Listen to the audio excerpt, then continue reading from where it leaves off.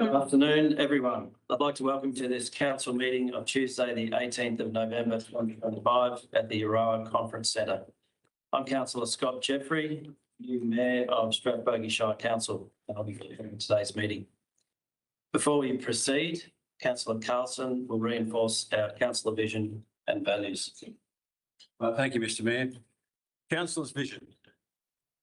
We will be a councillor group that delivers valuable outcomes for our community through the teamwork characterised by respectful debate, collaboration, and the commitment to being inclusive and transparent. Our councillor values are respect, integrity, accountability, transparency, and responsiveness. Thank you, Councillor Carlson. We acknowledge the traditional custodians of the place we live, work and play. We recognise and respect the enduring relationship they have with their land and waters, and we pay respects to elders past, present and emerging. As per the Strathbogie Shire Council governance rules and legislation in accordance with the Local Government Act 2020, notices relating to privacy, governance principles, voting and meeting procedure are given as printed in today's agenda. Do we have any item 5, apologies, leaves of absence? Are there any apologies or leaves of absence for today's meeting? No. Item 6, disclosure of conflicts of interest. Councillors, I'll take all papers as being read. That being the case, are there any disclosures of conflicts of interest? Thank you, Mayor Jeffrey. Just noting that with item 11.1.1, just noting that I have a personal relationship with one of the applications that's listed in this planning report, applications received and determined, but as we are simply noting the report and not making a decision, I've discussed it with governance and with the monitor before she departed, and that it is okay to stay in the meeting for that, but I just want to flag it in case anyone raises it. Great. Thank you, Councillor Meeks. No others? Okay, on to item 7, confirmation of minutes, decisions of the previous meeting. Confirmation of the minutes and decisions of the council meeting held on the 21st of October 2025. Councillors, we have a recommendation. Can I have a motion, please? State what your motion is.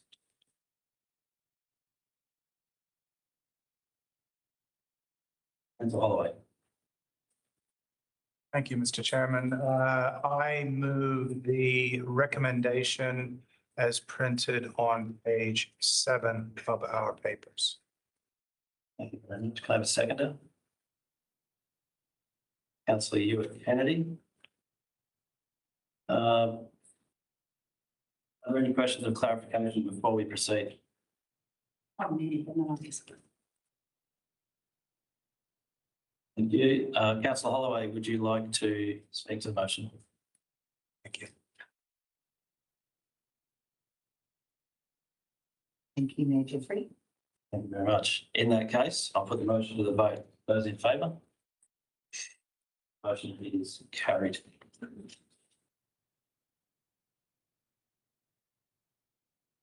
Moving on to item 8, petitions. There are nil.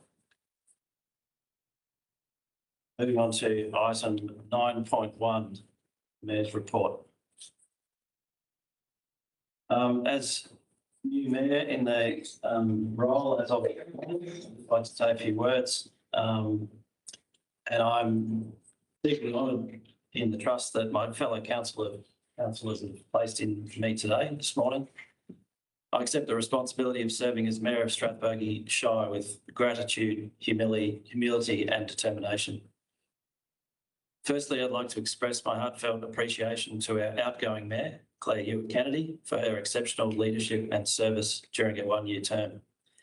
Over the past year, Councillor Hewitt Kennedy has led the Chamber with courage, vision and an unwavering commitment to the people we serve. She created stability where there was none and guided us through many difficult decisions, as well as the recruitment of CEO Rochelle Quattrocchi.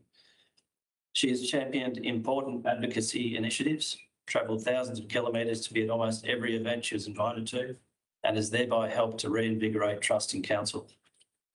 She stands proudly as the leader who brought a conclusion to our history of government-appointed monitors and administrators. To me, what makes Councillor Hewitt Kennedy's contribution extraordinary is that she's done this in the face of concurrent personal and organisational challenges. Despite those difficulties, she never wavered in her dedication. Her resilience and grace in the face of adversity have not only strengthened our respect for her as a leader, but have also touched us deeply as individuals. I'm very pleased to warmly welcome her to the Deputy Mayor role for 12 months, and I'm excited to be working together again. Secondly, I would like to acknowledge and thank our Municipal Monitor, Marg Allen, who has successfully completed her term. Without Marg's extensive experience in the sector, providing the councillor group with kind and careful guidance, we would certainly not have achieved so much. I can confidently say on behalf of all of us that our genuine care for and advice to us as individuals and as a group is used by the interest in this chamber. Marg, thank you for your service, if you're watching. For more than 150 years, 6 generations, my family has called the Strathbogie Ranges home. My great-great-grandparents helped lay the foundations of this district.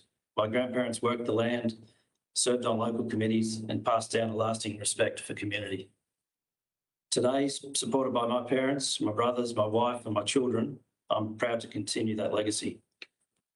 This role is not just a responsibility, it's a privilege rooted in the history and the future of the place we love.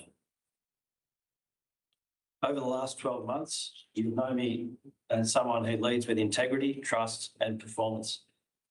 These values will continue to guide us at every decision I make. And as Mayor, I'll ground my leadership in 4 key principles: listening, transparency, accountability and action. Leadership begins with listening. The people of Strathbogie Shire, our farmers, our businesses, our business owners, our educators, our families, and our organisation staff, to name a few, know best. To ensure our community is genuinely heard, I'll deliver a municipal performance report with open-ended questions twice in the township over the coming year. This is our opportunity to strengthen communication, build trust, and make sure our direction is truly shaped by the people we serve. Transparency and accountability are fundamental to earning public confidence. Working closely with the CEO, with whom I have a strong and respectful relationship, I will ensure every policy, every project and every dollar is directed towards the long-term interests of our residents. Trust is built through honesty, openness and responsible stewardship. I uphold that every day. But leadership also requires action. Our Shire faces real challenges.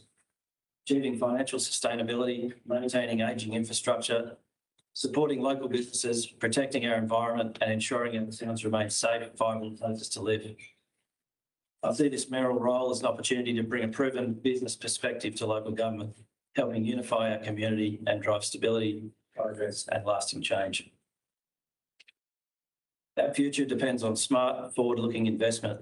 That means strengthening economic development and advocacy, supporting local jobs and industries and improving essential access to power, telecommunications and internet that our families and businesses rely on to build a life here. We will embrace progress while protecting Strathbogie. Ultimately, everything we do must be guided by considering the generations that follow. I want our children and grandchildren to have the same opportunity to create fulfilling lives right here. Businesses find meaningful work and experience the same sense of belonging that we were fortunate enough to inherit. I sought this office out of a deep sense of responsibility to honour our past, strengthen our present, and help build a future worthy of those who will come after us. Together, with clear communication, a strong economic focus, and leadership built on trust, we can ensure that Strathbogie Shire remains a place of pride, opportunity, and belonging for generations to come. Thank you. Thank you. Moving on to item 9.2, councillors' reports. I do.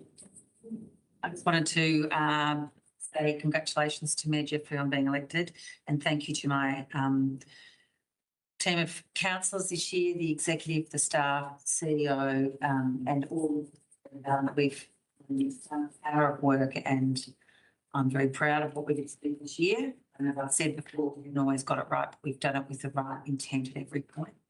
I think that's what's very important. I also just wanted to say the last month has been probably the busiest of my mayorship.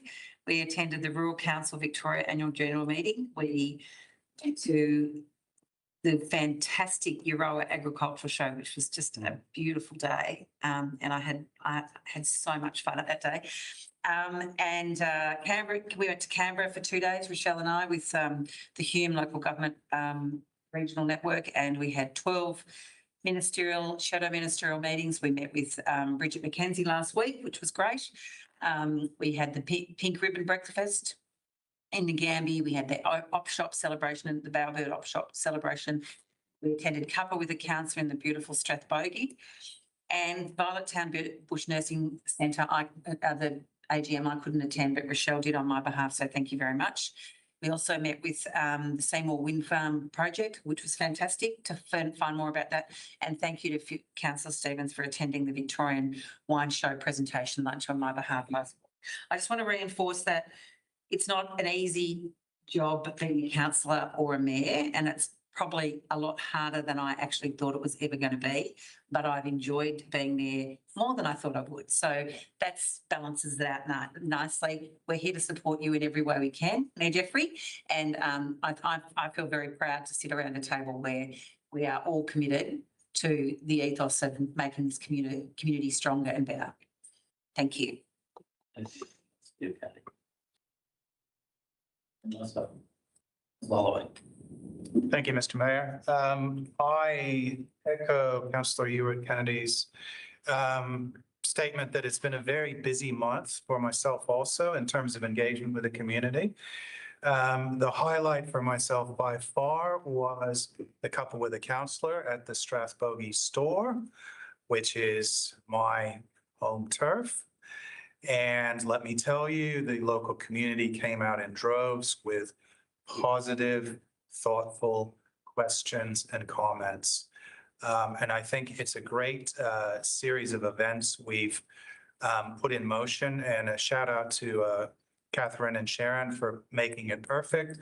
All the brochures are laid out perfectly. The coffees flow, the conversation flows, and it's absolutely great. It is a wonderful chance to find comments that relate to things that we as councillors or indeed officers just don't see, but that the local community sees. You know, from a local dangerous tree to how often the roads are graded. There was only 1 or 2 pothole questions this time, so consider that a positive development. But yeah, an absolutely wonderful morning that stretched on well into afternoon for myself. So that's my report. Thank you. Thank you, Mr. Mayor. A couple of things. Attended a forum for the stakeholders and users of our municipal pools. I was simply an observer because the event was all about managing pools is always a challenge for a. And it was positive to see many new faces representing all the communities present. That was very interesting to observe. We're continuing the reform of the Gulf Valley Regional Library. All 3 councils have signed off on the new governance arrangements and funding arrangements. Yesterday, we shortlisted candidates for the appointment process of the CEO, which will be finalised next Monday. And finally, I attended along with Councillor Beck, Master's Day ceremony in Roa. It's pleasing to see the numbers attending there, despite some challenging weather conditions. It didn't rain, luckily, but yeah. Any other councillors wish to present? I just want to take this opportunity to say, hopefully Marg's watching, farewell to Marg now. I wasn't in the briefing on Tuesday or last Tuesday, and so I missed her final address. The experience of joining council and the induction of my first term was immeasurably smoother and reassuring with Marg in the room and available for a regular debrief. Marg provided me the opportunity to ask more critical and at times prejudiced questions freely. Her ability to cut through the BS and provide rational reasoning is something I will be forever grateful for. Her presence gave me the ability to better align my thinking. While I accept that I will never be indoctrinated into local government thinking, I feel confident that I can navigate the gorge from private sector to local government without combusting as others have done before me. I'd just like to recognise the work of the Mayor.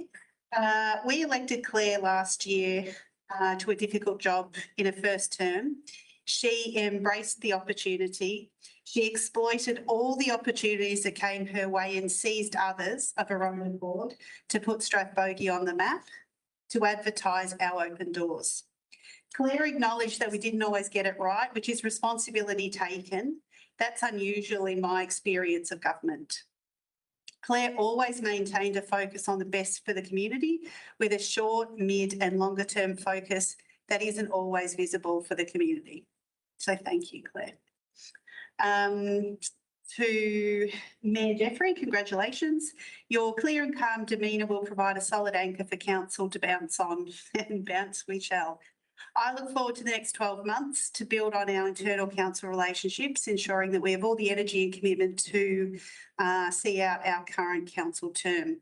I look forward to your pragmatic logic and sound principles of governance, financial acumen and your commitment to council success. And lastly, I just wanted to make mention of my attendance at the National Roads Congress last week. So I took advantage of an Australian local government forum that was based on roads and infrastructure. It was in Western Australia last year. Next year it's in Cairns. So the fact that it was in Bendigo was too good an opportunity to pass up. It covered 2 full days and a dinner. There was road innovation, a circular economy of roads, which I found very interesting, foamed bitumen, which that was also very interesting, funding strategies and applications, active transport and road safety initiatives, and it was 2 full days. It was extraordinary. I came home exhausted, but actually invigorated about sustainable infrastructure, which is ironic. And good because it's 50% of our budget. So that was the driving reason for my intention is the value of the spend we have in our infrastructure. And I think Ollie shared with us today it's 17 million, so it's significant. Councillor Hudson. We'll move along now to item 10, public questions. Thanks to all those people who submitted questions for the meeting today. It's noted that in line with section 35 question time, clause 35.8.3, this question may be disallowed by the chair if it's determined that it deals with the subject matter already answered. In accordance with the governance rules, this clause will be enacted in the future. We'll now proceed with our public questions. Our first question has been received from Henry Moy. Henry, would you like me to read your question or would you like to read it? Yes, I'd certainly like you to read it.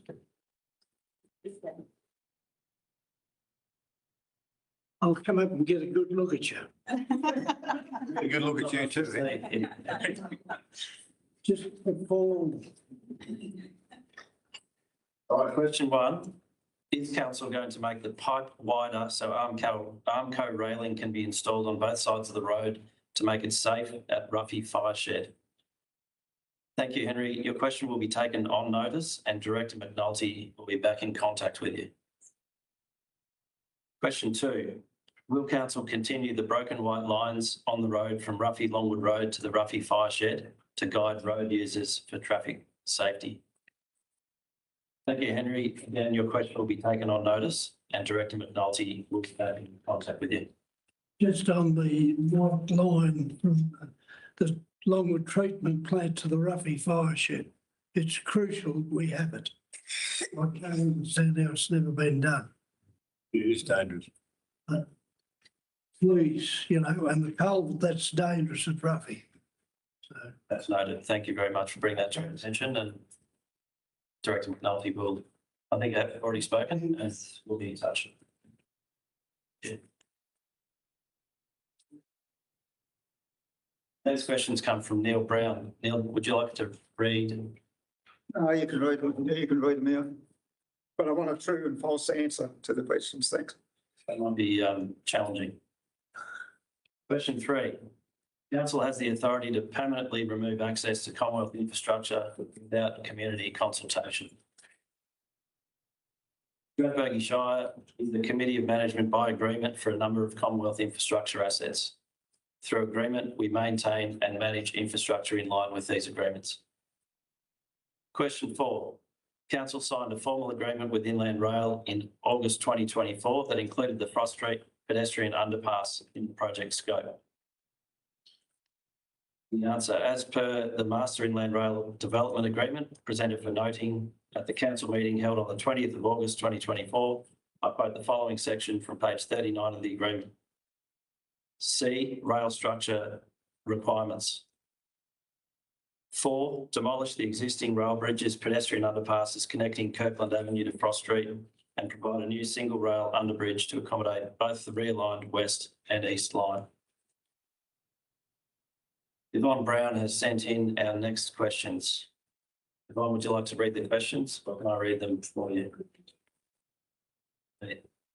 Question 5, Council accepted a financial inducement from Inland Rail to remove the Frost Street underpass from the project scope.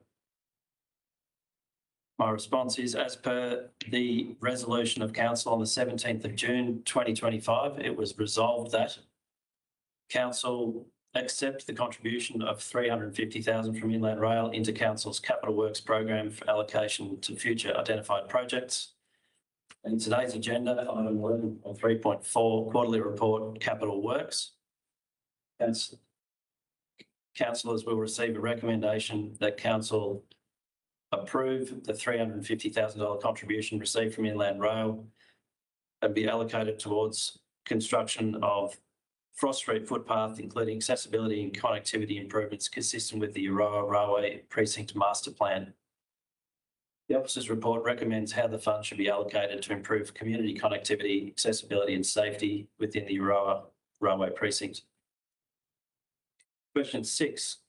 Council's decision on the 17th of June 2025 was made without presenting the full scope change and its implications to councillors to make an informed decision. The council was briefed by officers on 2 occasions prior to the decision in June 2025, which included discussions on the scope changes and implications. Inland Rail also presented to council their request to consider the removal of the Frost Street underpass from the scope of the project prior to the decision being made in June 2025. Our next questions have been received from Katie Williams. Katie, can I read your questions or would you like to read them? I'll read them, please. My first one, I'd like true or false. If that's okay. True or false? Council's own planning documents describe the Frost Street pedestrian underpass as a key pedestrian link, not a stormwater drain. Frost Street has served 2 purposes, as a stormwater drain and a pedestrian access underpass. This is documented in Council's stormwater strategy and included in Council's land subject to inundation overlay. The Euroa structure plan and township strategy do not provide strategic justification for the protection or preservation or retention of the Frost Street underpass. They speak to the need for improvements to DDA compliance, access and safety in and around the railway precinct broadly. The 2 pedestrian underpasses to be delivered through the Inland Rail project will achieve DDA compliance and improve access, safety and connectivity around the precinct, connecting both the north and south areas of Euroa. There will be no change to service level for the community as 2 pedestrian underpasses will be available. Question 8. Yeah. This is a yes or no. This one. Does councillors consider it appropriate for the CEO to text and send messages to council officers during council meetings, given this has been witnessed in the last 3 meetings by members of the gallery and online? Yes, it is appropriate. If urgent matters are raised during the meeting, the CEO may need to communicate with officers. The CEO uses a range of mediums to communicate with her staff in a timely manner. She also uses electronic devices for timekeeping purposes during the meeting. Thank you. Max Fellinetto sent in 2 questions. Max, would you like to read your questions or can I read them on your behalf? Yeah.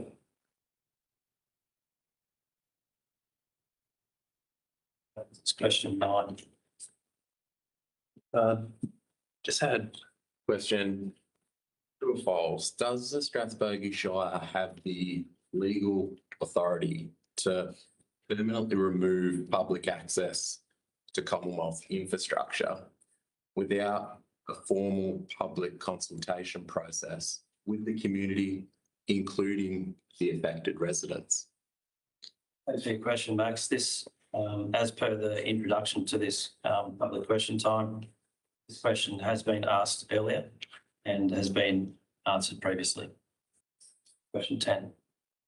Regarding the rail project in Euroa and the associated detour, does the Strathbogie Shire Council acknowledge that the detour was built to an insufficient standard, has required dozens of patches on a 6-month-old upgraded section, and currently has an unsafe surface and is a significant safety hazard? Thanks, Max, again for your question. This question's also been answered at a previous meeting, 15th of July, 2025. We've got 2 questions from Vanessa Williams. Vanessa, would you like to read your questions or can I read them on your behalf? Question 11. My first question is the question I asked at last meeting. Why did Director Oliver McNulty attend Euro Chamber of Commerce meeting to discuss the proposal of a footpath at Charles Street and did not include the advocacy group when we've been told numerous times that the council want to include us in all decisions regarding the future of the Northwest community's access to Euroa?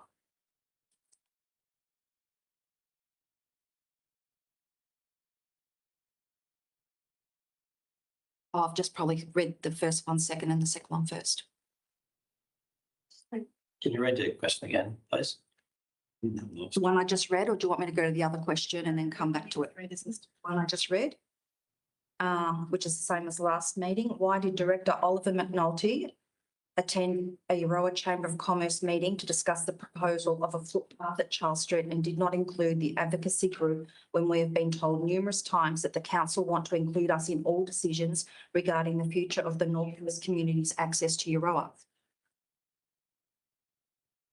That's a different question than what I have in front of me. Can't see that one, can you? Have to respond to that. You read the question you have. I actually asked this exact question at the last meeting and Mayor Hewitt Kennedy was taking it on notice because she was under the impression that it was an inland rail meeting and she needed to clarify it with Oliver McNulty. And I haven't heard anything back. Okay, can I read you the question that I have in front of me? I believe it's the same topic. And this is question 11. Why has the Mayor not followed up as promised since October? Why Director McNulty attended the ECC meeting when it was stated no council representative was present? And what do you have as a reply? Is that the same? That's not what I put in, which is really weird. I think this answer It's along the same lines. but yeah, so a response from the Mayor was sent to Ms Williams on the 13th of November 2025. Not received. Okay, we'll take note of that and follow up. And then question 12, please.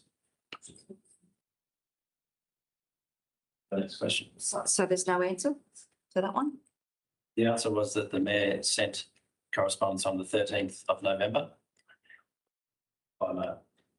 Okay, all right, this one in true and false or yes or no it. Has the council conducted a formal risk and social impact assessment on how removing the underpass will affect the vulnerable community members? Thanks for the question. Again, this question has been previously answered and was responded to at the October 21 council meeting. Colleen Ferlanetto has 2 questions. Colleen, would you like to read your questions? Most definitely. think, Mayor, it'd be great if the questions are read as they're written by the recipients, not edited. So my questions, like the others, are true or false. And if it can't be answered true or false, then no answer would be preferred. True or false? The removal of the Frost Street pedestrian underpass contradicts council's own adopted policies and processes, including the Euroa Structure Plan, Euroa Township Strategy 2020 and council's community engagement strategy.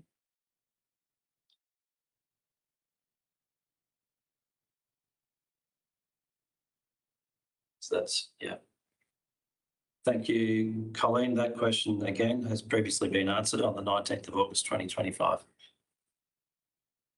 Thank you, Mayor Jeffrey. It's a great way to engage community. You could read the same answer again because some people have asked questions that they didn't know they may have been asked before.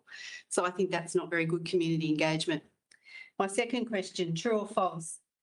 Council has met with the Frost Street 883 group as promised to work with them on behalf of the Northwest community, specifically regarding potential works around Charles Street. That's a pretty simple true or false, Mayor Jeffrey. Thank you again, Colleen. Consideration of improved options for connectivity is subject to the quarterly capital report, item 11.3.4 on this afternoon's agenda. Council will then undertake consultation in due course. Thanks, Mayor Jeffrey. Thank you. We now have two questions from John Fellinetto. John, would you like to read your questions or can I read them on your behalf? Wait for go, let him. Yeah. Thank you. Council accepted 350,000 and a roundabout design valued up to 100,000 in exchange for agreeing to the removal of the Frost Street underpass from inland rail scope. Is that correct or not? Thanks for your question, John. As responded to previously, council has received a $350,000 contribution for the retirement of the Frost Street pedestrian underpass. The roundabout design is being completed by Inland Rail's design team. Consideration of improved options for connectivity is subject to the quarterly capital report, item 11.3.4 on this afternoon's agenda. Council will then undertake consultation in due course. Second question. Will council support a community-led delegation to meet with Inland Rail and the Minister to present the full facts and community position? Thanks again for your question, John. So that is no. Thank you. So our final questions for today have been received by Pauline Walters. Pauline, would you like to read your questions? Yes, thanks.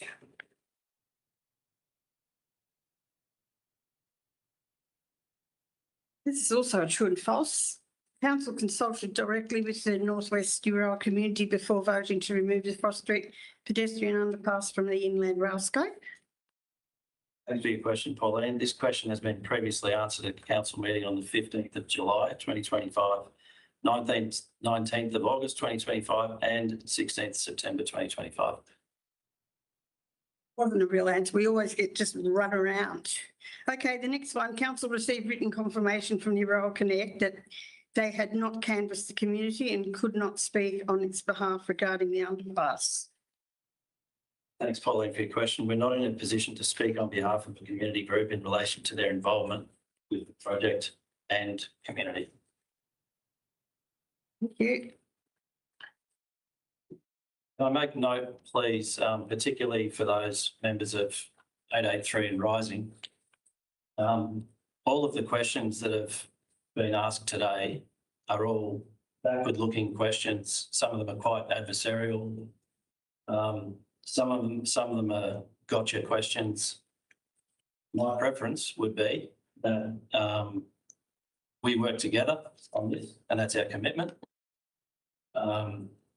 We want to be working as a team, and that's the council's commitment, forward-looking.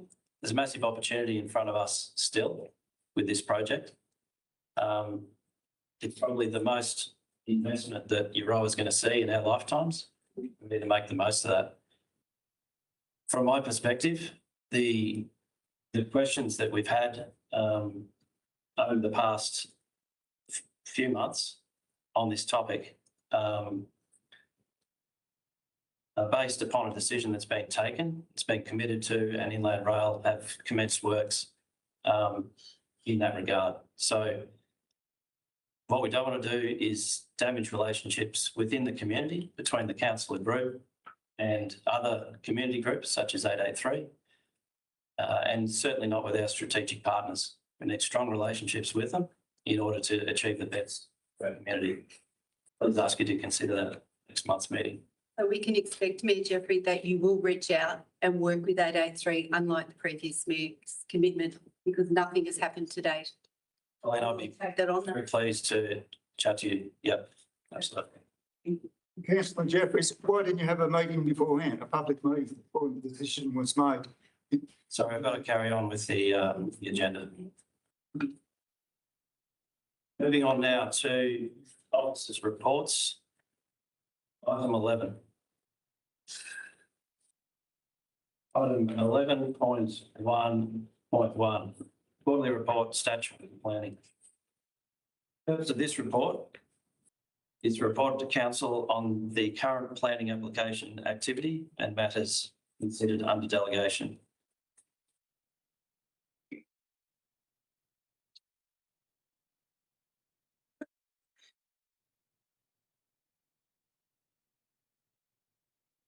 Councillors, are there any questions or clarification before we proceed?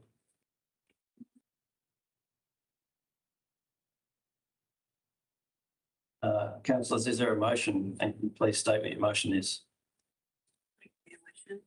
Councillor Halson. I wish for the recommendation on page 8 of our papers this evening to become the motion. Thank you. Can I have a seconder? Councillor Carlson. Does any councillor wish to? Thank you. Does any councillor wish to speak to the motion? No.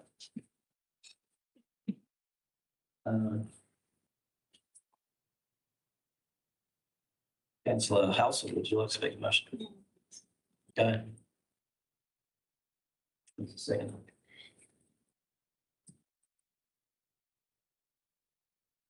So, no, even no one wants to speak to the motion, we've. Sorry, excuse me, Mr. Mayor. If the seconder gets an opportunity, I'd then like to speak. Okay. The seconder has had a go. Thank you, Mr. Mayor. Look, it's just an indication. It's a regular report. Passionate. There's quite a wide spectrum of economic activity reflected in these planning permits that have been issued, and it seems to me to be a fairly good indication that while things aren't booming, they are certainly ticking along.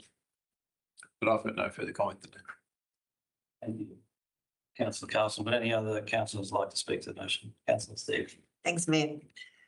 Yeah, just on the back of what Councillor Carlson has just said, I think for the community's information, it's noted there were 26 new planning applications received and 31 planning applications decided on during the reporting period that's before us.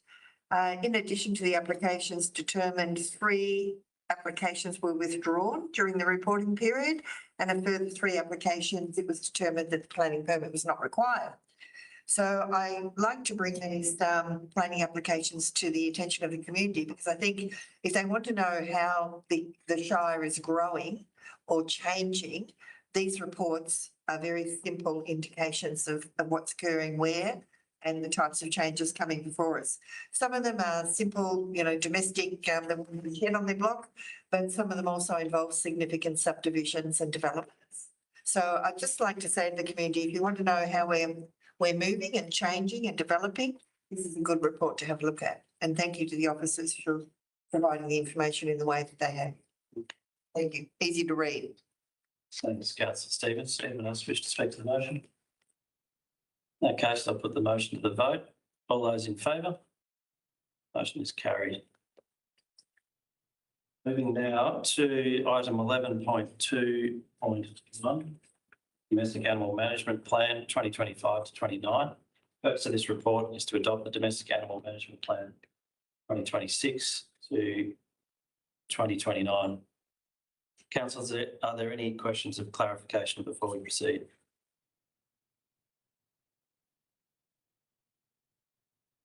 Is there a motion? And please state what your motion is. Councillor Carlson. Thank you, Mr Mayor. I move that the recommendation in three parts on 11.2.1 be adopted. Thank you. Can I have a seconder? Councillor Holloway. Sorry, I didn't see you.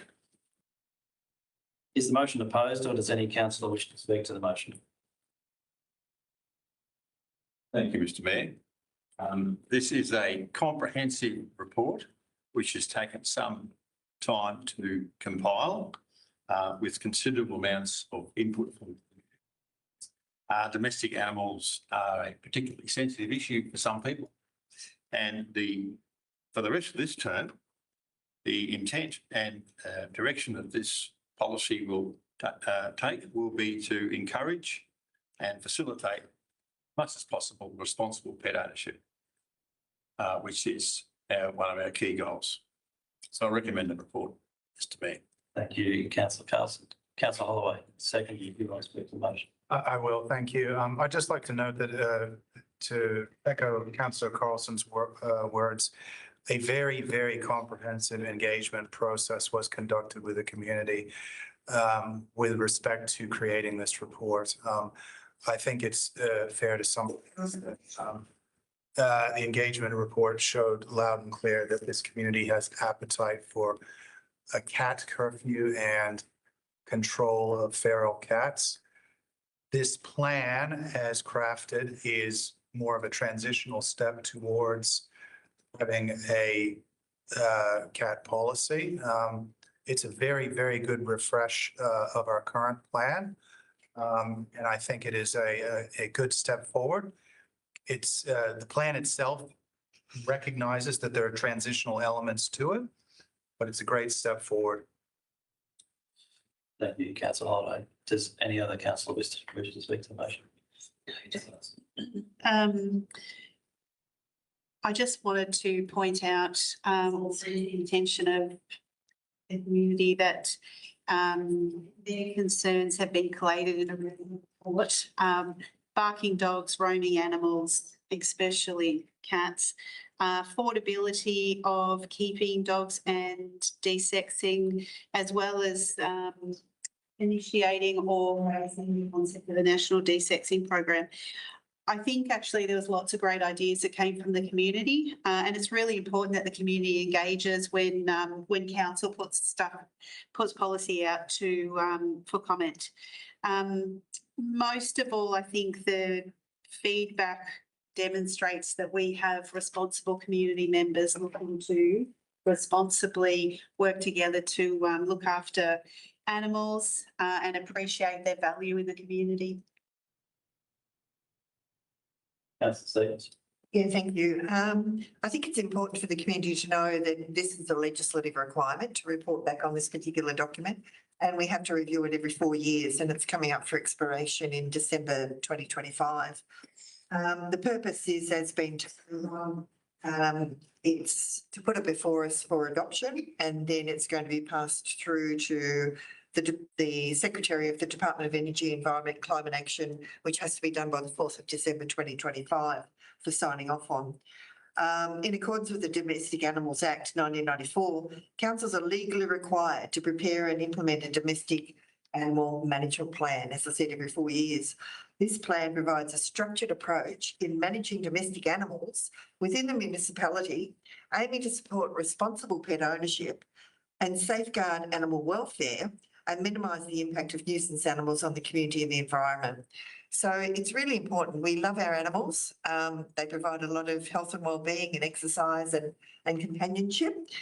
But if we're not responsible, they're very problematic both to our native wildlife and potentially to other animals, and particularly farm animals. So you hear of dogs that may be attacking sheep or cows, and it's just not acceptable at all. So it's a really important act for particularly a rural community, I think.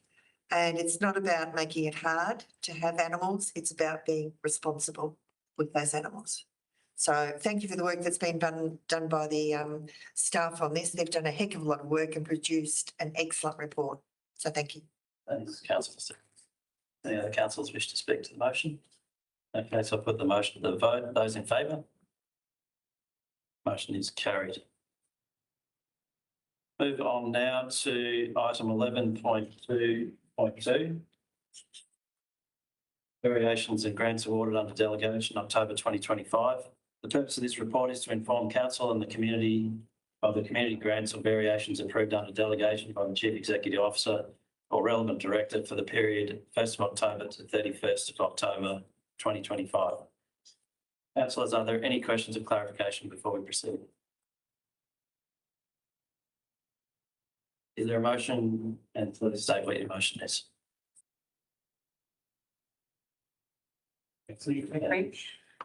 I'd like to put forward the motion of the recommendation that's as it's printed on page 62. Thank you very much. Can I have a seconder, please? Councillor Carlson. Is the motion opposed, or does any councillor wish to speak to the motion?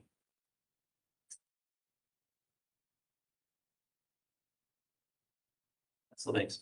I'd just like to speak to it if the mover and seconder are planning to. Yeah, that's fine. Sure, Patchen.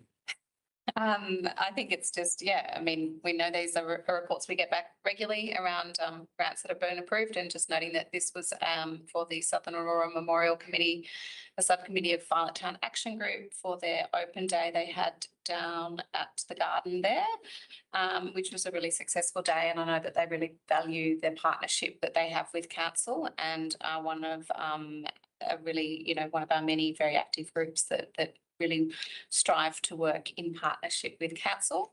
I know that they had other sponsors for the day as well, but they do always distribution. And Councillor Ewart Kennedy, as then the mayor, was able to attend the event as well, which I know that they greatly appreciated. So yeah, it's great to see how our money makes a difference in our community. Thank you, councillor Binks. Does any other councillor wish to speak to the motion? In that case, I'll put the motion to the vote. All those in favour? Motion is carried.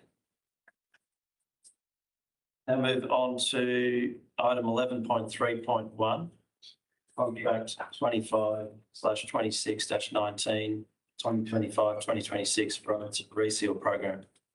The purpose of this report is to note the outcome of the tender assessment process, contract number 25/26-19 roads reseal program. Councillors, are there any questions of clarification before we proceed?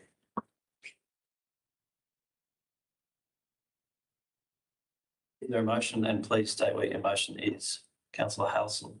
I would like to move the motion as printed on page 66 with the amendment or with the adjustment of deletion of point 3. So just to confirm, it's page 66 with the recommendation points 1, 2, 4 and 5. Councillor Halsell, the motion actually follows on to page 67. Oh, sorry, thanks, Laura. And 6. So that to confirm points 1, 2, 4, 5 on page 66 and then point 6 on page 67. And the reason for my adjustment, are you happy for me to speak now? No? Get a seconder first. Seconder, please. No, I think I might raise a point of order on this. I don't think that is a motion. I think that's an amendment. I think you're removing a significant part of the resolution, and I think if the councillor wishes to, move an amendment, by all means. I don't think you can move an amendment before the motion's put. I'm pretty sure I can choose whatever motion I like. No, you can't. Yeah, I can. I can say I want it to be as printed. You can say it. You've got to accept it. I'm going to accept the motion if we can get a seconder. You're going to get a seconder. So you're talking about items 1, 2, 4 and 5. I'm just getting clarification here so I can understand what's going on. Yeah. So we're taking out number 3. Okay. Fine. Well, wait. Seconded by councillor Binks. Sorry, a question of clarification. Thank you. 6 dot points inclusive in the recommendation, removing a complete dot point and the specific reference to what it relates to. Would that be an amendment or would it fall into an alternate? Giving it a considerable. Can I defer to? Thank you, and through you, Jeffrey. So as per the rules, Councillor Halsall has put forward a motion. The motion does not necessarily need to be the recommendation as printed in the papers. In this case, Councillor Halsall has put forward a motion. It is the motion on the table. The motion has subsequently been seconded by Councillor Biggs. So this is a recommendation that's printed. It becomes a motion when there is a motion from the council, which there has been. Councillor Halsall has put that motion forward. It has been seconded. It is now a live motion. Any further change to that would then become an amendment, which then would go through a separate process. But it is a current live motion. Thank you, Jeffrey. Thanks, Director Tingate. Oh, I see. Fair enough. Fine. Educated. Thank you very much. My pleasure. Absolutely. If the motion opposed, any councillor? But I'd like to move an amendment to the motion that's proposed. And that is that we reinsert point 3. But unable to do it at this time as we're progressing through the motion that has been put by councillor Halsall and seconded by councillor Binks. So can I do that? Yeah. Oh, yeah. Motion's been put before the chamber. It doesn't matter if it's about blue skies or whatever. And I'm not allowed to amend it, move an amendment.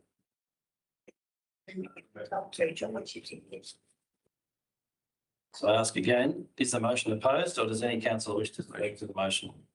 Well, I'll just have to speak against it then. You wish to oppose the motion? Absolutely.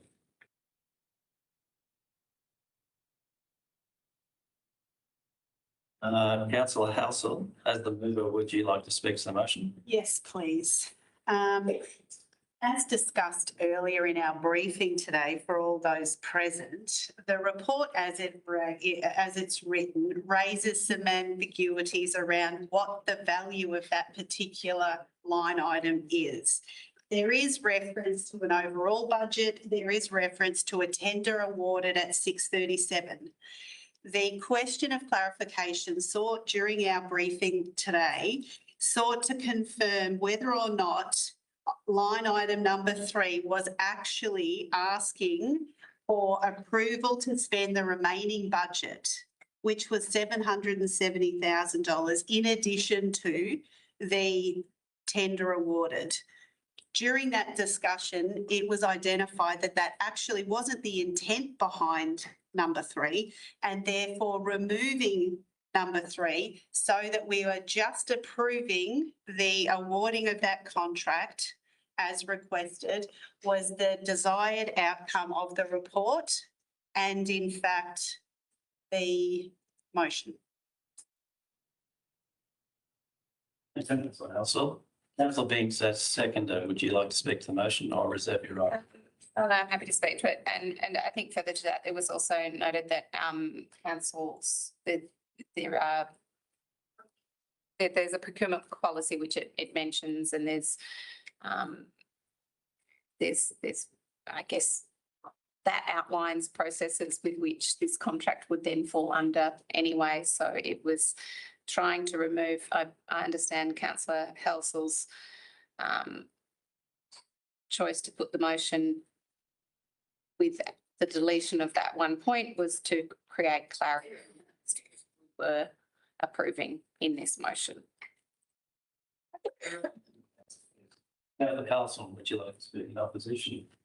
No, I have a question. If the point 3 is, and I must admit sometimes I do wander off this room, particularly when certain councillors are speaking. But nevertheless, I make the point or ask the question, if point 3 is not required, and it appears to be the opinion of the mover seconder, why is it put there? Why was it put there in the first place? Is it an error, mistake, an oversight? Or is it needed? I ask the Chief Executive Officer to answer that question through you, please. Thank you for that question and for you, the Mayor. Councillor Carlson, it was to provide clarity, ironically, but I think it's provided more ambiguity around and confusion around the intent of it, and that wasn't what the intention was at point 3. It was, and in the report quite rightly pointed out by Councillor Binks and also Councillor Hassel, it actually talks about in there about the procurement policy and the process would undertake in accordance with the tender outcome, and any variation to that would be managed in line with our procurement policy. So removing item 3 would not take away from the overall intent. But I think it did cause confusion rather than clarity. Councillor, that's something we can take on notice as Office of Government. Sure has. That being the case, I'll withdraw my opposition. Thank you, councillor Bells. Do any other councillors wish to speak to the motion? In that case, I'll put the motion to the vote. All those in favour? Motion is carried. Councillors, we now move on to item 11.3.2. Road Rehabilitation Program 2526. The purpose of this report is to note the outcome of the tender assessment process for contract number 25/26-15 Roads Rehabilitation Program 2025-26.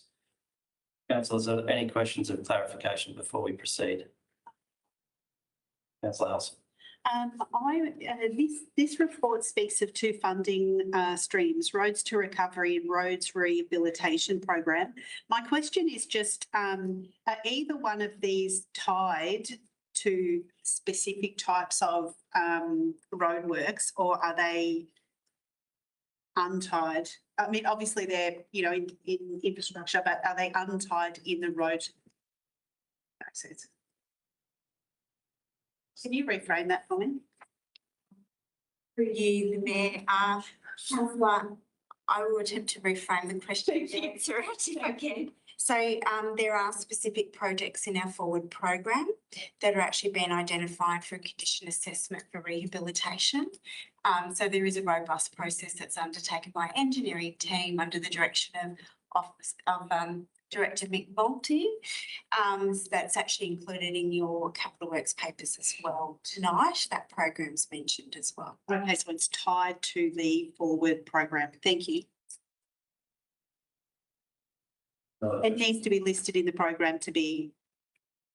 There is listed projects that have been identified within the forward program. Absolutely, Councillor. Are there any further questions or clarification, councillors? Is there a motion? And please state what your motion is. Mr. Carlson. I'll state the motion and I'll leave all the numbers in, 1 through to 6. Page 73. Thank you very much. Can I have a seconder, please? Councillor Ewan Kennedy. Is the motion opposed, or does any councillor wish to speak to the motion? I've got one further clarification, if that's okay. On page 77, there is a paragraph that says, in response to the awarding of the tender to Vic Central Stabilising, they have demonstrated ample experience. And the sentence of interest to me is the one where they say they have demonstrated the capability to complete works outlined in the tender with minimal supervision based on their submitted documents. Their references are good and consistent with their declared project history. What I would like to understand is, what is the organisation's general standard supervision of these types of projects to ensure that actually we get what we need? I'll direct this to Director McNulty, please. Thank you, Mr. Mayor, for you.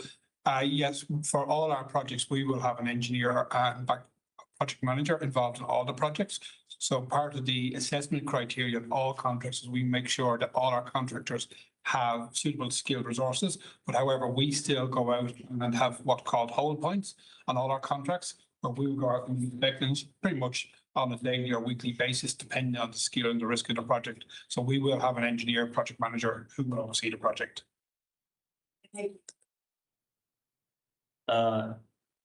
Is the motion opposed or does any councillor wish to speak to the motion? Councillor Carlson. Thank you, Mr Mayor. I think in previous times, Councillor Holloway has stated, and correctly so, that routine things should be done routinely, and this is most definitely a routine thing. Now, I know we should be keeping a very close eye on the engineer.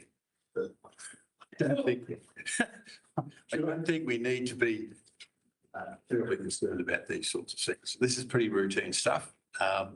It's simply the record keeping exercise so that the chamber is informed what's happening on the ground. But we have plenty of staff out there who can ensure that what is proposed is delivered. Councillor Kennedy, would you like as a seconder to speak to the motion, or is that your right? All right, thank you. Any other councillor like to speak to the motion? Councillor Stevens. Thank you. As part of the 2025-26 adopted capital works program, council planned to carry out pavement rehabilitation on selected sections of municipal roads, which were prioritised based on the road condition assessment. Work will also include sealing, installation of raised reflective road markers, line marking and installation of guiding posts as required. This maintenance program ensures that council roads retain their quality and their lifespans are extended, providing long-term cost savings to council by ensuring that ongoing maintenance is kept to the minimum. It was advertised. There were 10 tenderers for the work. They're identified in the document. Tenders have been assessed and evaluated by council officers. The summary of the results is contained in the report. The report recommends that council awards the tender to Central Victoria Stabilising Proprietary Limited of Bendigo for an amount of $1,290,639, inclusive of GST. I think this is what we need to note, is that council allocated $990,340 already in the capital works budget for 25-26 towards these works outlined in the report. It's proposed that the shortfall of this will be provided through the Roads to Recovery budget, which is currently unallocated. So there needs to be a little bit of adjustment. That's one of the reasons this is being brought before us. The approval of the allocation of the Roads to Recovery funding is required for the project and will be managed through the quarterly capital works report. So I just wanted to say there's a little bit of adjusting that need to be done. And for the information of the community, the roads that have been selected is the pavement rehabilitation program for the 2025-26 program, as I said, and there are 8 segments on 3 council roads, which were prioritised based on the road conditions assessment carried out. And those roads are the Ruffy Road, there's 3 segments there. Euroa Strathbogie Road, Euroa, there's 1 segment there. And Alexanderson's Road, Loxley, there's 4 segments there. So there's also a rehabilitation program including sealing, installation of raised pavement markers, line marking and installation of guideposts as required. So I just wanted to bring to the attention of the community the specific roads that are going to get the benefit of this and the funding situation and the adjustment that needed to be done. Thank you to the officer for the report. It's very informative. Once again, easy to read, very informative. Thanks. Thank you, Councillor Stevens. Does any other councillor wish to speak to the motion? I would just wanted to draw attention to the shortfall of 300,000 and that there was available budget to actually finish the proposal, which is good planning. Thanks, Director McNulty. Thank you, Councillor Halsall. It's been brought to my attention that we do have an error in the recommendation in point 2. It's missing the dollar figure that should be in there, which should be $1,290,639 inclusive of GST. Not very good figure. Can I ask Councillor Carlson if you would consider restating the motion, including the wrong one. No. Negative. The amount. 1.29. $50 plus change. Yeah. Yeah, no, You might. the amount, the total amount which should be in the motion is $1,290,000, $290 and $639. And that should be in point two, should it? So I find that should be in point two. Let me move that with that change. Thank you, councillor Carlson. Can I have a seconder for that? Councillor Ewart Kennedy. Does any councillor wish to speak to that motion? I think it's more work that's being done, so it's a very positive thing, and quite an amount of work being described in this. So, Thanks, councillor Carlson. In that case, I'll put this motion to the vote. Those in favour? Motion is carried. Moving now on to item 11.3.3. Strathbogie Road Safety Improvements, Harry's Creek, Longwood Ruffy and Euroa Strathbogie Roads. The purpose of this report is to note the outcome of the tender assessment process for contract number 25-26-26, Strathbogie Road Safety Improvements, Harry's Creek, Longwood Ruffy and Euroa Strathbogie Road. Councillors, are there any questions of clarification before we proceed? Is there a motion, and please state what your motion is? Councillor Binks. Thank you, Mayor Jeffrey.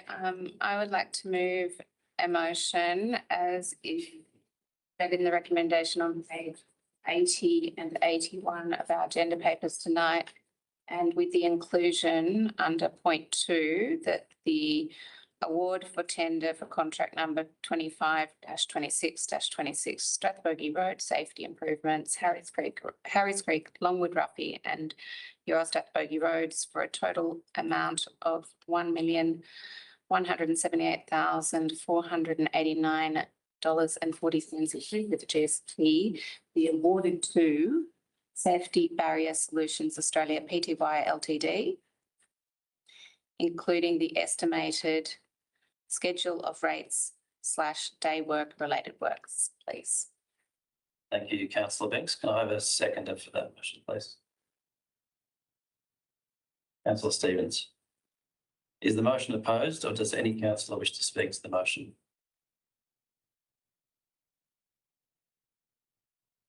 Councillor House. You want to go in order, Reba? Councillor Binks, do you wish to speak to the motion? Just to say that I'm just adding in the name of the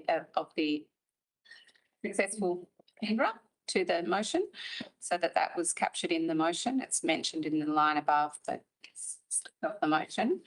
And it's good to see these Traffic Commission Safe Local Roads and Streets program improvements rolling out across the Shire. I think we're probably all familiar with these roads and can imagine the improvement it's all have, and noting that they were assessed for their need and met the criteria. So it's great to see them have that work done to them. Thanks.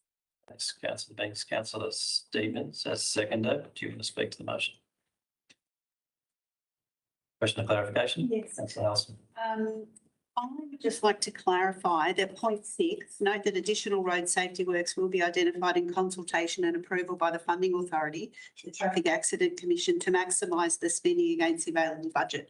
So I just want to clarify, council was successful in securing 1.9.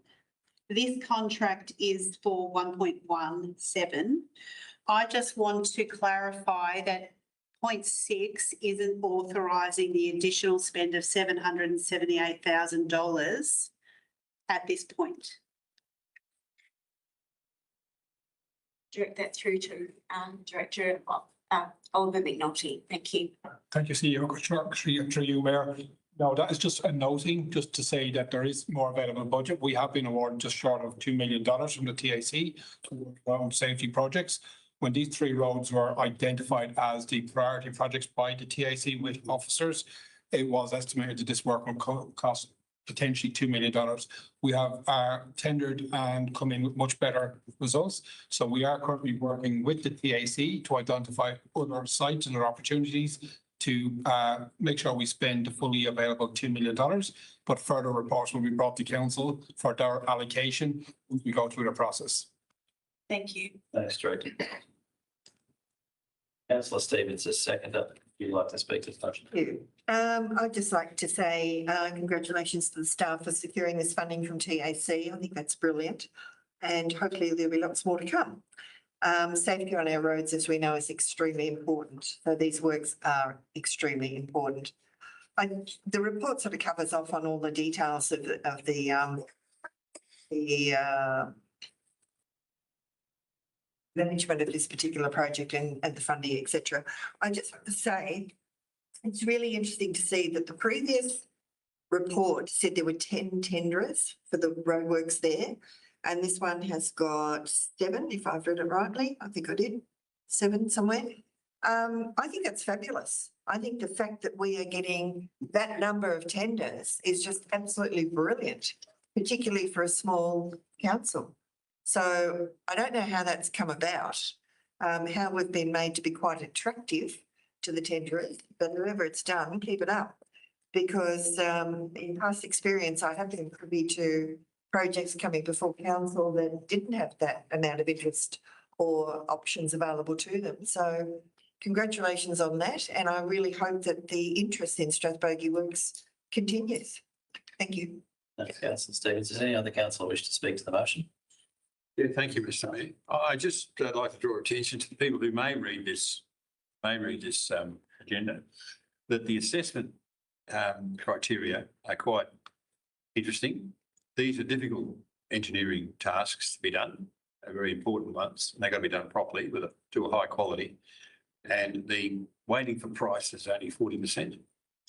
And the weighting on qualifications and professional ability is making up and some local content. But basically, the standards required are given very much in assessment, which is reassuring. The lowest price is not necessarily the best value, particularly when it comes to sorts of issues. That's all. Thanks, Councillor Carson. Any other councillor wish to speak to it? Only just to say that this is a Melbourne company. 1 out of 3, we got one of the successful tenderers was from Bendigo, which is heartening to see. 2 went to Melbourne, 1 out of 3 ain't bad. Yeah. If anyone else wants to speak to the motion, I'll put the motion to the vote. All those in favour? Motion is carried. Moving now to item 11.3.4, quarterly report, capital works. The purpose of this report is to provide the community with an update on the status of the capital works program as at 29th of October 2025. Councillors, are there any questions and clarification before we proceed? I have one. Councillor I would just like to confirm that on page 91, the finalised work on the Roa Arboretum Link footpath design is what's finalised, not an agreement to actually progress the project based on what's done. It is simply a design. Thanks, Councillor Halsey.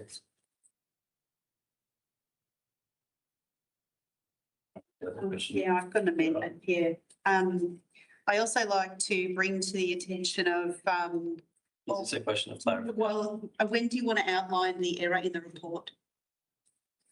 I can ask for a motion. Fair enough. Over there. Is there a motion, and please state what your motion is? Councillor Halsey. Okay, I would like to move the motion on page 88 as per what is written in the recommendation with the following adjustment, which is in point 2. It's 88, 89. 89 pages. My God. All right, let's start again. I would like the recommendation that covers 2 pages, page 88 and page 89, to become the motion with the following adjustment, which is point 2, approve the changes to the budget allocation for each of council's capital works programs for 25-26 as set out within attachment, and I would like to alter that from 2 to attachment 3 to this report. Okay. Thank you very much. Can we have a seconder for that motion, please? Councillor Holloway. Is the motion opposed, or does any councillor wish to speak to the motion?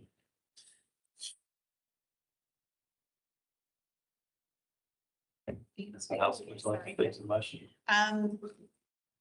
I read these papers with interest.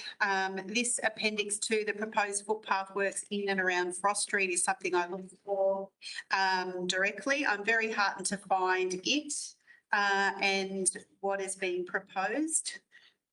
It is for the gallery. It is on your seat provided. It was an error in this particular report as Appendix 3 was duplicated.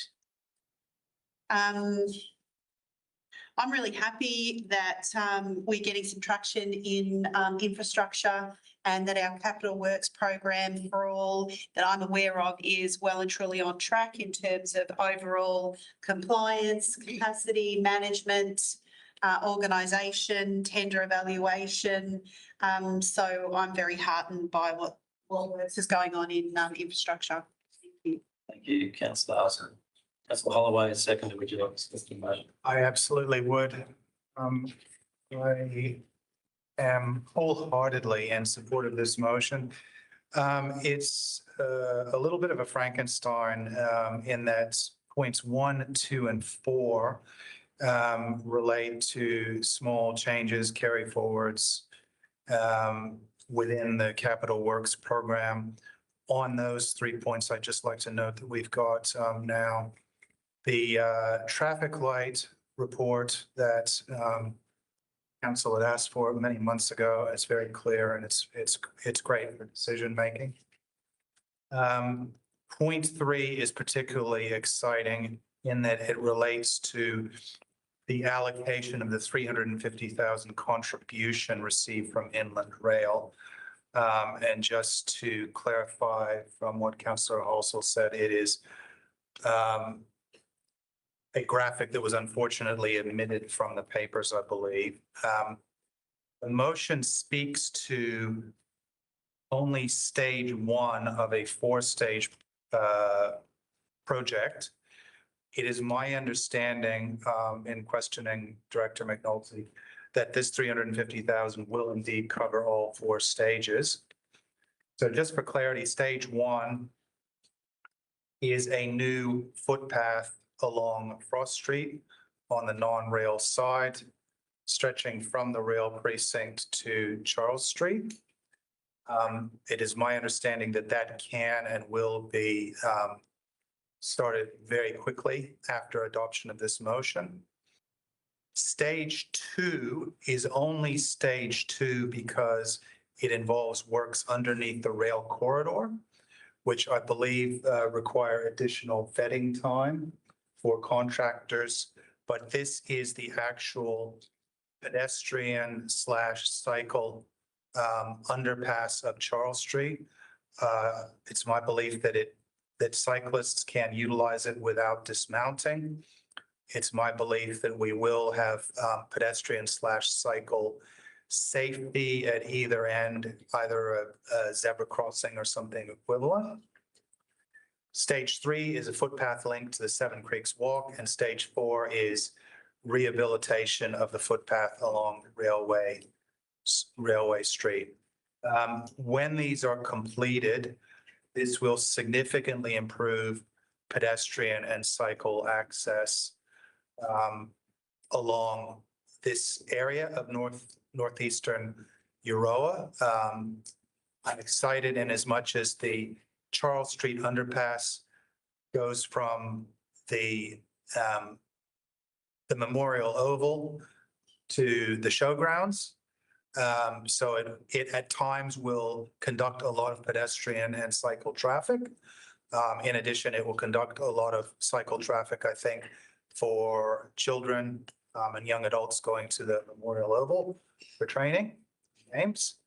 So I think this is a fantastic motion to get some traction on improved connectivity across our rail corridor. Thank you. Thank you, councillor Holloway. So the other councillor who speak to the motion, councillor Ewart Kennedy. Thank you, Mayor Jeffrey. I just wanted to say that since we've come on council, the enormous improvement we've seen in the capital works program and the delivery is being noticed in the community, and quite a few people have come to me recently of the work that's been undertaken. I think it's important. I agree with councillor Holloway that this is a really important motion, and I absolutely support it. And I think it's really good to see that we're actually working through a very dedicated capital works program, because that's what we're here to do for the community. So I want to say thank you directly to Director McNulty, which has been under his care since he arrived, and the work of all the executive team and staff. Thank you. Thanks very much. Any other councillors? My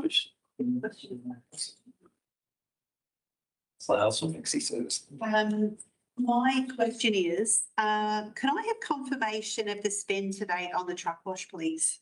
There is a paragraph here, a dot point on the allocation of 142,000 allocated towards the truck wash. What I would like to know is just what is our current overall spend on the truck wash? I pass that question, please, to Director McNulty. Thank you, through you, Mr. Mayor. Yeah, to date, there was $850,000 approximately spent to get the truck wash to where it is now. We have, again, unfortunately, we did have problems with it, and we have awarded the contract and the works have commenced to improve it. We have ordered a new pump and infrastructure, which will be completed by the end of December. But that will need an additional $182,000 on top of the $850 approximately spent today. Thanks, Director McNulty. Any other councillors wish to speak to the motion? Councillor Stevens. The topics contained in this document are what we get asked a lot of questions about from time to time. Some of them have been touched on, Cross Street, the truck wash. I think Chinaman's Bridge is another one that's in here that I think I need to make reference to bring attention to it. We've had a lot of questions about what's happening with Chinaman's Bridge. For those that may not be familiar with it, it's a bridge down on the waterways at Ngambie. It's unsafe and technically closing the river down there. So it has a high priority, but it's also heritage listed. So it's had its challenges, and another one that's come before us is, unfortunately, the cost estimate is saying the demolition is coming above the annual budget, or available budget that we put to it. So there's a need for significant additional funding to complete the project. Officers are currently reviewing the project scope to identify potential cost-saving measures, but also, and of course that's subject to Heritage Victoria's approval, but also they're exploring potential grant opportunities to help meet the funding shortfall. So it's sad that that one is still on the books and will be for quite some time, but the officers are doing a great job in trying to deal with the changes that have come into play. It's interesting, you know, money comes up, you have leftover money on some things and you are short on other things. So there's this constant reshuffling of funding to try and maximise the spend in a timely way. So congratulations to Director McNulty and his staff for keeping an open mind as to how you're managing the ebbs and flows of what's before them. And then, of course, there's other things that come into play, you know, the procurement and also weather. There's all sorts of things that come into play. So they're staying on their toes and they're being very flexible. So I commend them for that. Another one I think that I'd just like to touch on is reflect the loss of grant funding for the Euroa Friendlies. This is disappointing. The council contribution of 450,000 to reallocate for Euroa Friendly septic upgrade, which was approximately 250,000. The balance of these funds will be reported and reallocated through the mid-year Capital Works update report. So once again, there's a bit of juggling that has to take place. And the other one probably would be, this is a good one. There are identified savings in the 500,000 that have been allocated towards the repairs of the Ngambie Splash Park. Savings will be identified for relocation through the mid-year Capital Works. So congratulations again to the staff. life can be challenging at times and they're doing their best to get the best out of what comes their way and keep on top of it and be flexible to get the best outcomes in a timely manner. So thank you. And it's a good report to read. Thanks. Thanks, councillor Stevens. Councillor Hudson. I just got a question of clarification before we go on. Throughout this report, there are mentions of cost escalation pressures and other constraints. And my question is, are there adequate mitigation strategies built into contracts so that we can achieve completed works within the contracted prices? Yes, thank you for the question, councillor. So yes, there is built into our planning of our projects contingency against the program to ensure that we do have funds available when we do have these escalation costs, such as some of the construction costs that may come back through a tender process. However, in our pre-planning of that and doing our quantifying and estimates, which is what the teams undertake, Vicky, before things go out to tender. They do also look at previous works and what has been tendered so that they can also budget accordingly. So there is measures that are put in place to ensure that we mitigate against any overruns in costs. We've also just reviewed our procurement policy as well in line with that thinking. Thank you. Councillor Carlson, you wish to speak to the motion? I do indeed, Mr Mayor. It's a very interesting document and it's a good indication to the community as to what council does. We have some wins and we have some challenges, and the footpath construction along High Street and Frost Street is a good start. Talked to any real estate agent in this town and it's regarded that the post office it's called the Paris end, so to speak, and the other end is not called the Paris Street. But there's going to be a lot of capital invested in that part of the town, both in the street itself, its connectivity, and of course, the whole station precinct. So it will transform the northern part of Penny Street, which is a really, really positive thing in the longer term. And then we have things like the Friendlies Oval, whereby, okay, we're disappointed, but nevertheless, there is funding there to commence to address one of the issues that's really causing them major problems. You really can't go very far in expanding the use of a facility if you don't have sewerage to it. So that's another box that's been ticked. And then, of course, we have Children's Bridge, which is basically a pile of junk in the middle of a river, which has to be removed. And now, of course, it's a heritage listed pile of junk in the river, but it's costing $2 million for us to take it out. Well, one of the estimates is a $2 million cost, which to remove something of no further use is a pretty extraordinary piece of information. And the engineer and staff are working very hard to resolve that issue because quite obviously we don't have $2 million to pull a bridge out of a river. So that's a sort of a broad spectrum of just the vast variety of things, from footpaths to major projects and precincts to roads to the removal of bridges from rivers. It really covers an incredibly wide area. And that's just the challenge every day that the staff has to deal with and which we have to. It's a very interesting document. It's very well presented. Thanks, councillor Carlson. Does any other councillor wish to speak to the motion? Now put the motion to the vote. Those in favour? Motion is carried. Councillors, we now move to item 11.4.1, Audit for Risk Committee, appointment of an independent community representative. The purpose of this report is for council to endorse the appointment of an independent community member on the Audit and Risk Committee. Councillors, are there any questions of clarification before we proceed? Is there a motion, and can you please state what your motion is? Councillor Holloway. Thank you, Mr. Mayor. I'd like to depart from convention this meeting and actually read the motion.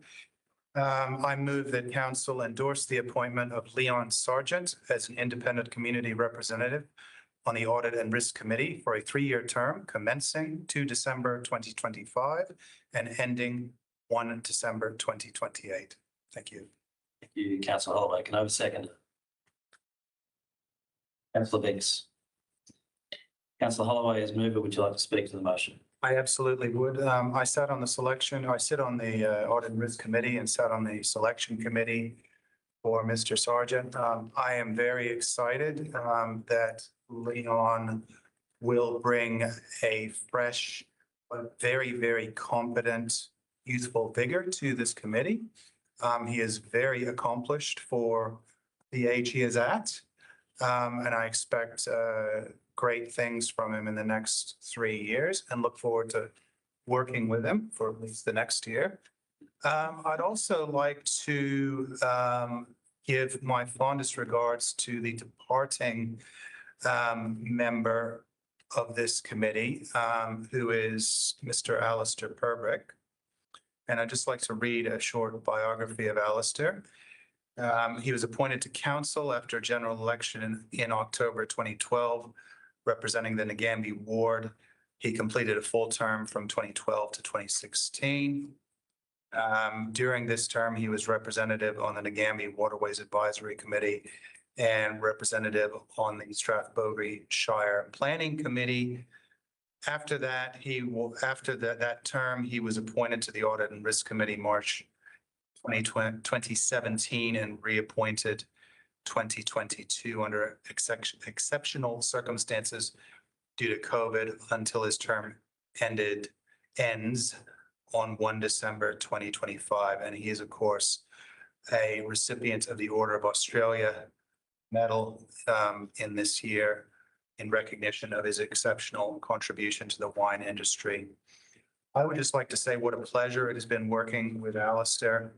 He is far and away the most dedicated, detail-oriented yet big picture person I think I have worked with. He has added significantly to the committee. I wish him well. Leon will have big shoes to fill, and I look forward to a great next year with that committee. Thanks very much, Councillor Holloway. Councillor Biggs, as seconder, would you like to speak to the motion?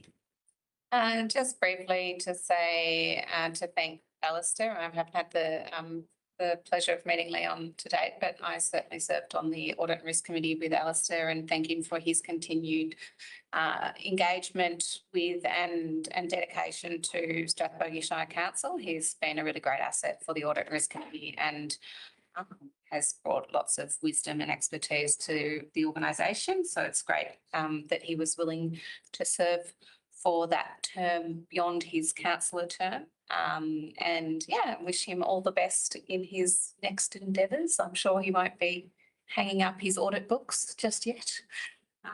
He's a very engaged person, and yeah, wish him all the best and thank him for his contribution to Strathbogie Shire Council. Thanks, Councillor Biggs. Does any other councillor speak to the motion? In that case, I'll put the motion to the vote. All those in favour? Motion is carried. Moving now on to item 11.4.2, quarterly report, financial report, September 2025.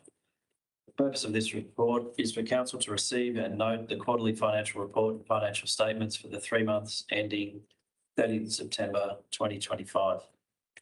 Councillors, are there any questions of clarification before we proceed? Page 119, item number 6, it's income variations. There is a monetary contribution variance, and I'm interested in information around the Inland Rail project contributions of 64,000 towards costs incurred by council. And I can give you the second one too if you'd like. Would you like both at the same time, or you want to do one at a time? The second one I'm interested in is expense variations, item number 9. I'm interested to know, the fourth line, there is legal fees of 34,000, and I'm interested in knowing just the nature, just the department area, the nature of legal fees that we are incurring. Sure. Thank you, councillor, for your questions.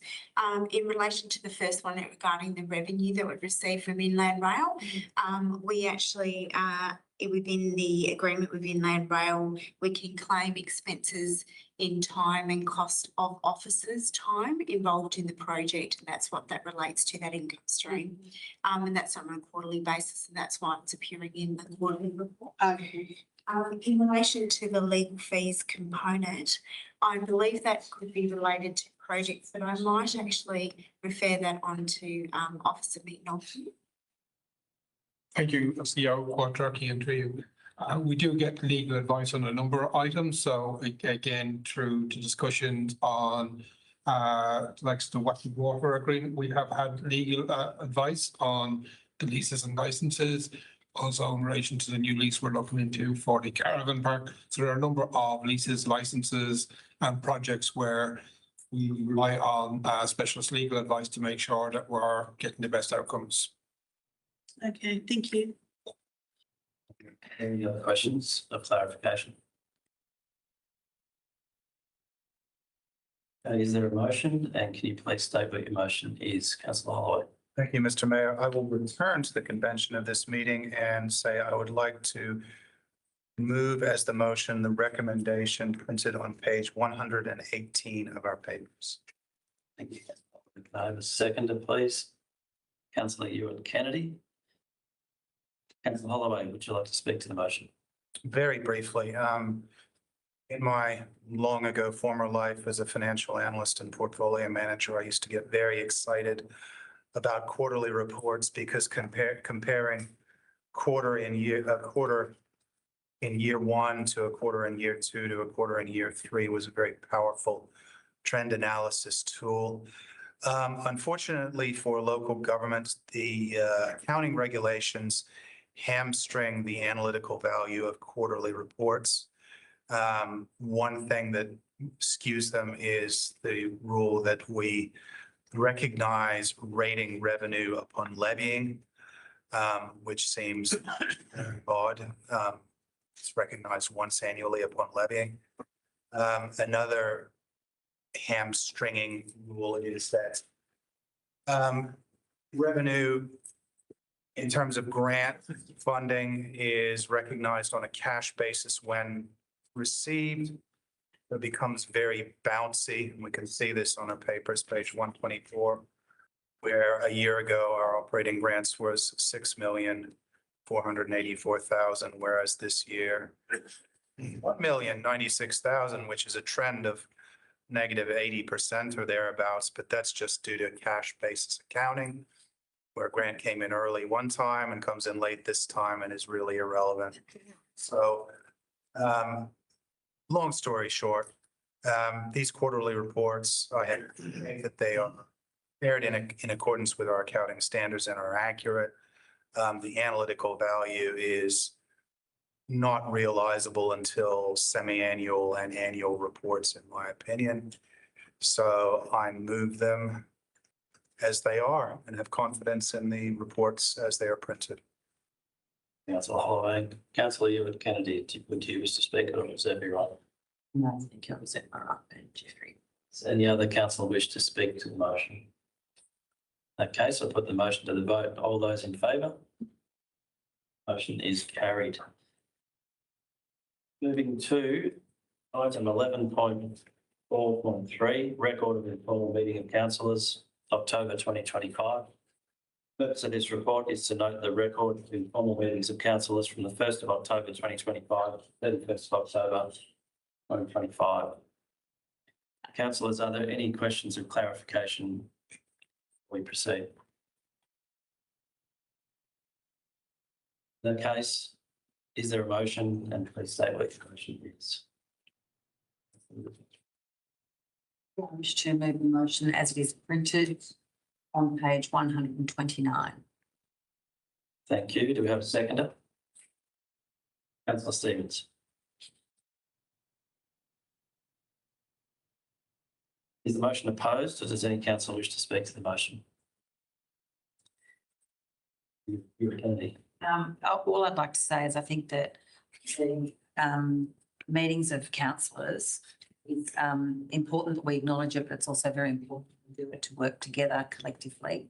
And we've undertaken to do that. So, and I think we've been done some great things in the last month as a team, some planning sessions and some additional team development, and that's been very valuable and I've really enjoyed that. So thank you very much for to the exec team for organising it, and I look forward to the additional meetings as they come to us. Councillor Stevens, a second. No, as read there, as read. Thanks. Any other councillor wish to speak to the motion? And so put the motion to the vote. All those in favour? Motion is carried. Moving now to item 11.5.1, quarterly report, customer service. The purpose of this report is to present the quarterly customer service report to council and the community, providing an overview of key activities progress for the reporting period. Councillors, are there any questions of clarification before we proceed? Councillors, is there a motion? And please state what your motion is. Councillor Holloway. Thank you, Mr. Mayor. I move that council note the quarterly customer service report for the period 1 July 2025 to 27 October 2025. Thank you. Can we have a seconder? Councillor Carlson. Is the motion opposed, or does any councillor wish to speak to the motion? Councillor Holloway, as mover, would you like to speak to the motion? Yes, briefly. This is another motion that I find quite exciting. Last month, we got a fantastic, big, beautiful customer service, actually not big, concise one-page customer service charter, which lays out what we intend to do. And this is our first tranche of data saying how we did it. I think that there's some rough edges that we need to work on, but I have every confidence that our officers, in a spirit of continuous improvement, will refine this, and every quarter it will get better and better. I'd love to see the data supporting the charter. This is exactly how things should be done. Thank you. Thank you, Councillor Holloway. Councillor Carlson, as seconded, do you wish to speak to that?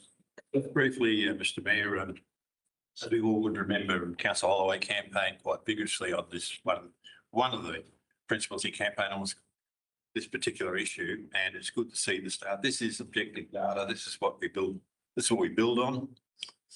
This is not the end, it's just the beginning. And it's a very, very positive development. It might be an intangible in some people's eyes, but it's very, very important for a service delivery organisation like this. It's good to be getting up to date.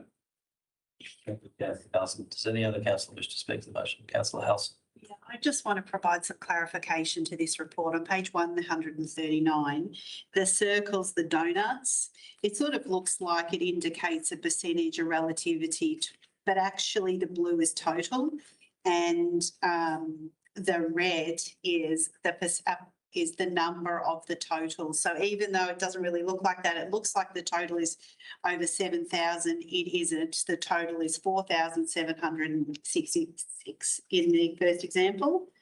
And the customer service total calls is 3,550, which I qualified with Amanda before, because in actual fact, that isn't what it looks like at all. Yeah. Thank you. Thank you. Does any other councillor wish to speak to the motion? Councillor Binks. Just also wanting to note that in the spirit of continuous improvement, and I think we might be into year 3 of Cody project, maybe 2 or 3, that we have rolling out a new customer request management system. I've got my acronym into plain speak. Customer request management system rolling out on Monday the 24th, and that there may be some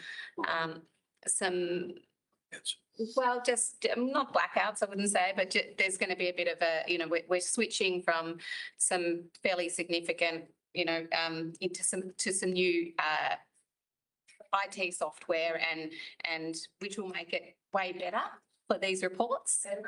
and much better for our customer front experience as well. But there just might be some bumps in the road in that transition, and I just ask that you have some patience with us, with councillors, with the CEO, with our staff as we implement this new technology. Ultimately, it'll lead to way better experience for everyone, but as with anything, implementing a large new a software program can have its quirks. So.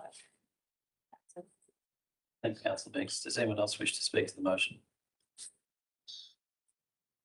Okay, so put the motion to the vote. All those in favour?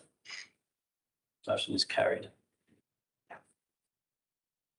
Moving now on to item 12, notices of motion. Nil. Item 13, notices of rescission. Nil. Item 14, urgent business. There's nil. Item 15, confidential business. There's nil. The next meeting of the Strathbogie Shire Council will be held on the 9th of December 2025. There being no further business, the meeting is closed at 5:45 p.m.